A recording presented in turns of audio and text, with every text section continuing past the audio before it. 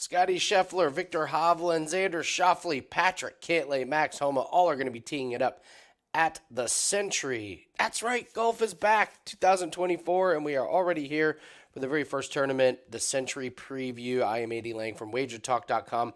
Most of you that have followed us, myself and Nick Borman on this channel, Nick is out of town for a couple weeks, so I'm just kind of doing this on my own, and then we'll get back to our normal format, but we're going to go over everything for you. We got total strokes gained, betting notes. We'll go over the course preview. We'll take a look at Draftkings Darlings, and we'll look at some players that can trip you up. Everything to get you ready for the Sentry.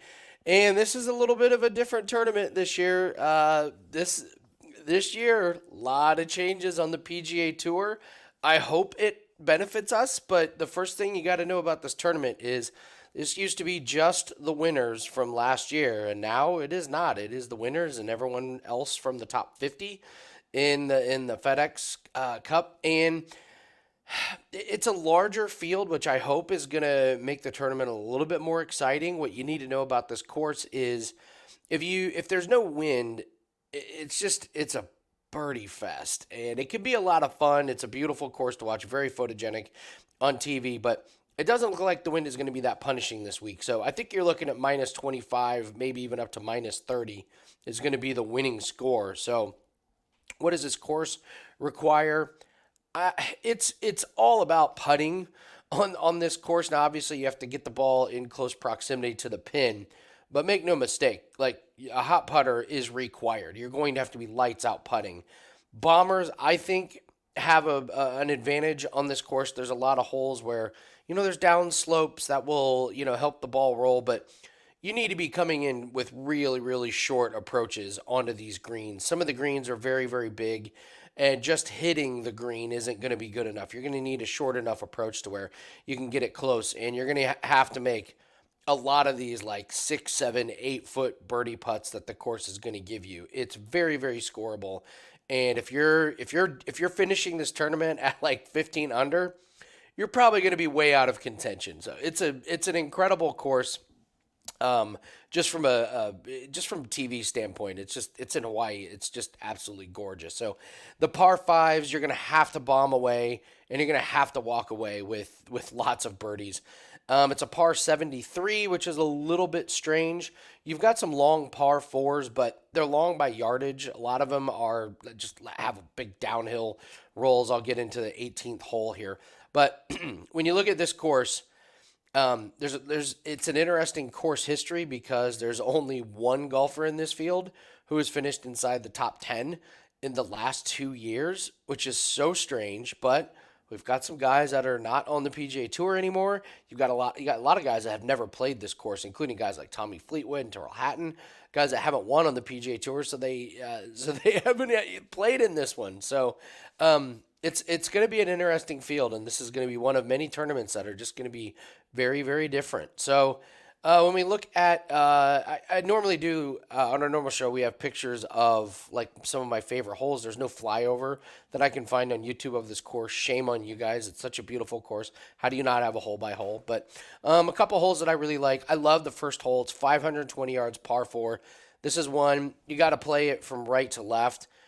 The left has this really, really big downhill. If you miss the ball out to the right, you could absolutely start off your tournament with a bogey, and that's just bad news. Like, you can actually stress yourself out on this hole. So it gets easier after this, but I believe this is probably going to be one of the tougher holes on the course. So you got to hit that drive. You can't leave it out to the right. So I do love that hole. The hole 5, it's a 530-yard par 5. I love quirky, weird things on holes, and I love this. This is like a really easy par 5, so they were just like, you know what, F it. We're putting a bunker in the middle of the fairway at 300 yards. It's just this little bunker, but it is dead in the middle of the fairway, and I know it's going to be in some players' heads. And if you hit the ball in this bunker, it's going to be so infuriating. So don't be surprised if this hole trips a couple players up. It's not a huge bunker, but it is very funny that they were like, it's too easy. What should we do? I know. Bunker at 300 yards right in the middle of the fairway. So there's going to be a couple of guys that hit it in the bunker. There's going to be a couple of guys that are a little bit nervous about hitting in the bunker, so they may spray it to the left or the right. But if you put it in the fairway, you got a birdie waiting for you. So Hole 14, I love the 305-yard par 4. It looks drivable. It is drivable, but the green is one of the smallest, and there's tons of bunkers. So guys are just going to probably bomb away, put it up there, and hope to get up and down for birdie. But it's going to be tough. It's a lot tougher than it looks. It's not as easy as just like put it up there and it's going to be in the fairway. There's a lot of sand up there. The green is pretty small, so that'll be a fun one. And then of course hole 18, one of the most beautiful holes on tour, 677 par 5. You just bomb the ball up, it rolls down to the left, and what's scary about it is if you start the ball off to the left too much, it's going to roll down the hill and it's going to get into trouble. If you put it out to the right, the ball will just kind of feed down into the left where you're going to have a wide open approach shot. So you got to be a little bit careful, but it's just swing for the fences on this hole. 677 sounds really long, but it doesn't play that long. You'll see guys driving the ball a mile. So those are some of my favorite holes at Kapalua. So. All right. Up next, guys. Total strokes gained the last 12 months. Obviously, I pulled up stats for the last 3 months, but you really can't tell that much because a lot of guys only played like a couple tournaments. So last 12 months, you got Scottie Scheffler at plus 2.88, Patrick Cantlay plus 2.24, Viktor Hovland plus 2.19, Xander Schauffele plus 2.19, and Colin Morikawa plus 2.04. I pulled the total strokes gained for the last 6 months. The only thing that really changes is the order, and Max Homa is in this group, and Schauffele drops out just a little bit. So I believe Hovland technically is number 1, but it's all the same guys minus Max Homa, who moves up into third spot and bumps Xander Schauffele out of the top 5. So those are your total strokes gained in the last 12 months. Those of you that are in the Fantasy Golf League, awesome. Can't wait to get that started. If you would like to play fantasy golf with myself and all the other ones, we've been doing this league for like 10 years. So it's at the fantasygolf.pgatour.com. There's a couple ways that you can join. You want to just take a screenshot of this or just take a picture of it. You just click on, go to the website.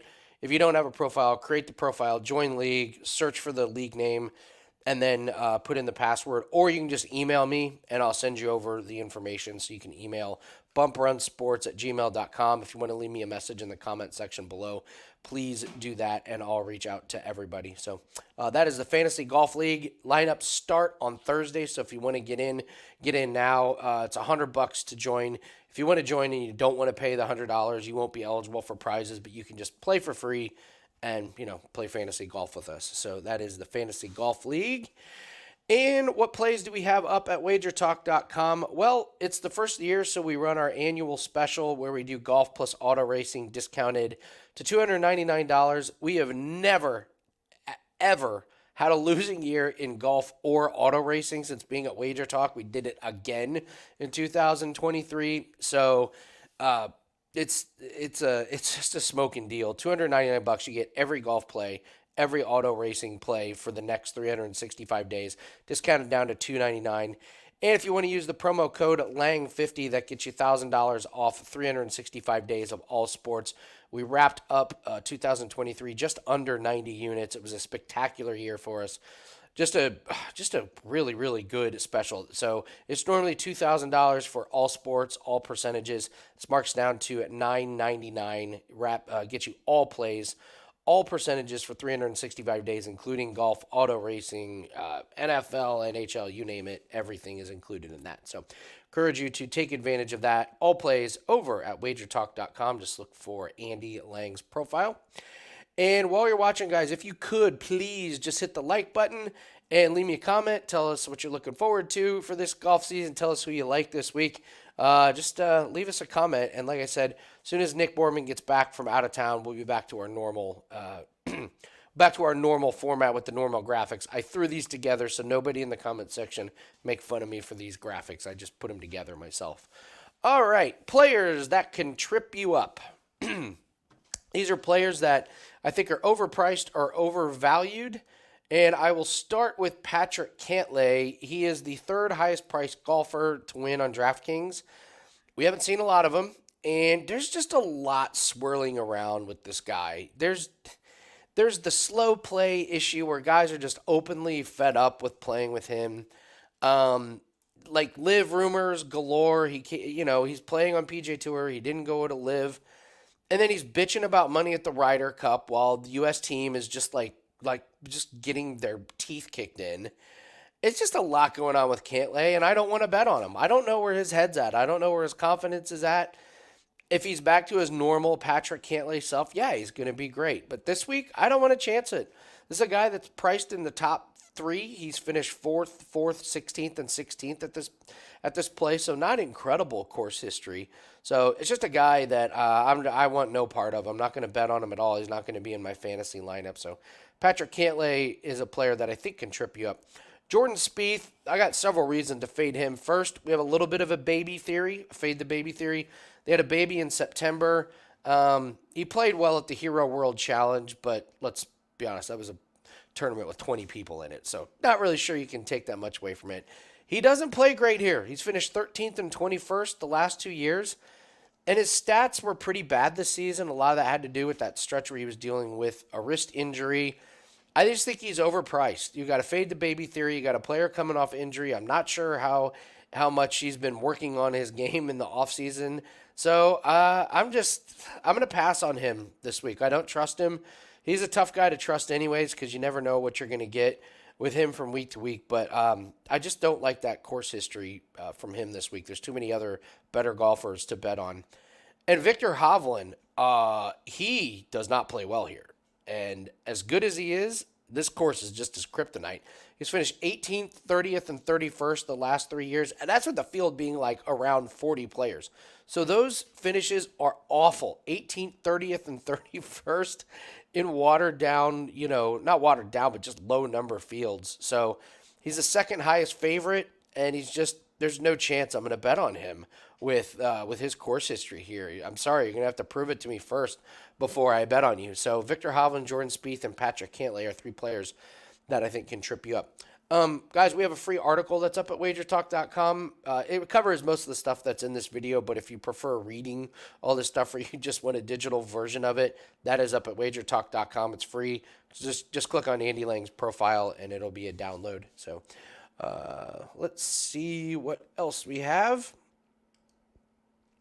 We're going to go with Draftkings Darlings. If you are a DFS player like myself, you guys know it's easy to pick the higher price guys, but how can we find some values? So I think it's a great week because we have the no cut. So if a guy has a bad round in rounds 1 or 2, you don't get creamed by it. So I'm going to start with Cameron Davis just because he's a high risk, high reward player, but since we don't have the cut, I think you might be able to get a really, really good round or two out of him.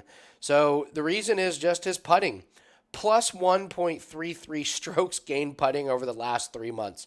Not great in the other areas, but if he gets that putter rolling, this is the course to do it on. Hit some fairways, just get the ball on the green, and you get a guy with a hot putter at 7,100, he can absolutely have a round or two where he goes really, really low and gets us a decent finish. So Cameron Davis will start off my lineup. Eric Cole, he was the MVP of DraftKings Darlings last year. Just criminally underpriced.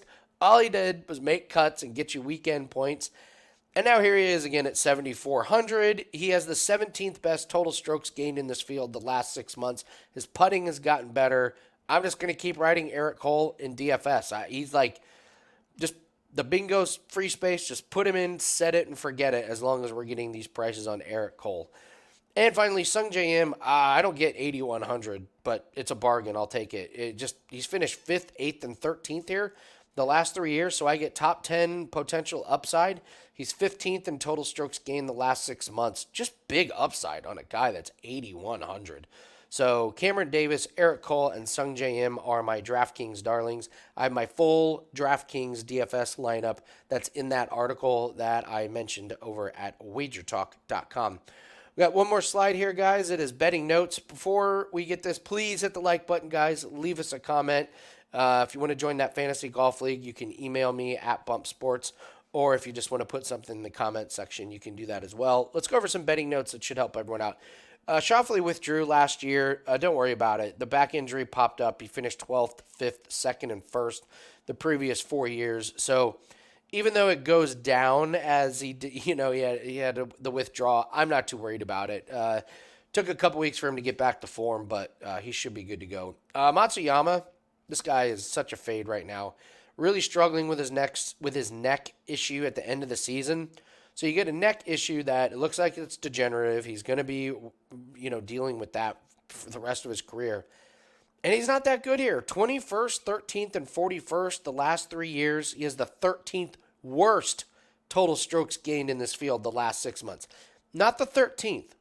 The 13th worst total strokes gained. You cannot find a category that he's good in outside of approaches. His putting is miserable.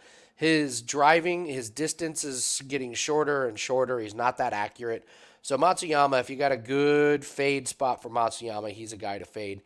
And then Wyndham Clark and Brian Harman, two guys that get their first major wins this year. And, yeah, they had a little hangover after. I totally get it. But Wyndham Clark, over the last 6 months are awful. Plus 0.33 total strokes gained. His putting was bad. His approaches were even worse. He was putting up similar numbers this time of year. I went and looked at his results, and, man, there was a 9-tournament stretch where he had a great finish at, like, the Zurich Open with a partner, like the Mexico Open. And then he gets a win, I believe it was at the Wells Fargo, and then he gets the major win, and then he just goes back to not being very good. This guy is really not that good.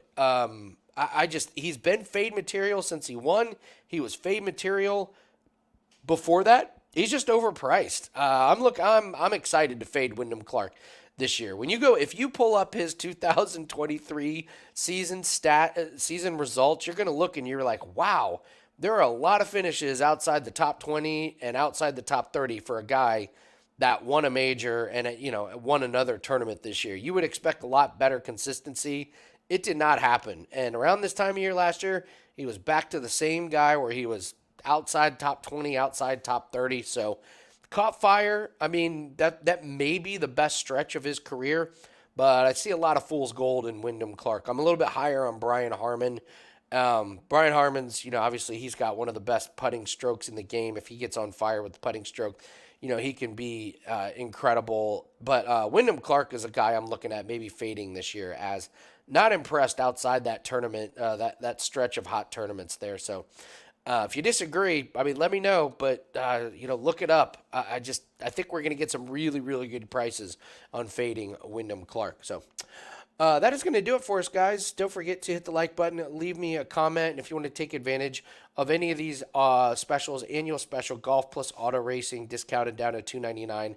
Use the promo code LANG50 if you're interested in an all sports special for 2024. We're up almost 90 units last year. Really proud of that. Golf was a big part of that as well, so take advantage of that at wagertalk.com. That's going to do it for us. Good luck on all your plays. We'll see everyone next week. I'll probably do another video just like this, but hopefully in a couple weeks we'll be back to our normal videos on Tee Time on the Wager Talk YouTube channel. Thanks for watching. Good luck on your bets, and we'll see everyone next video.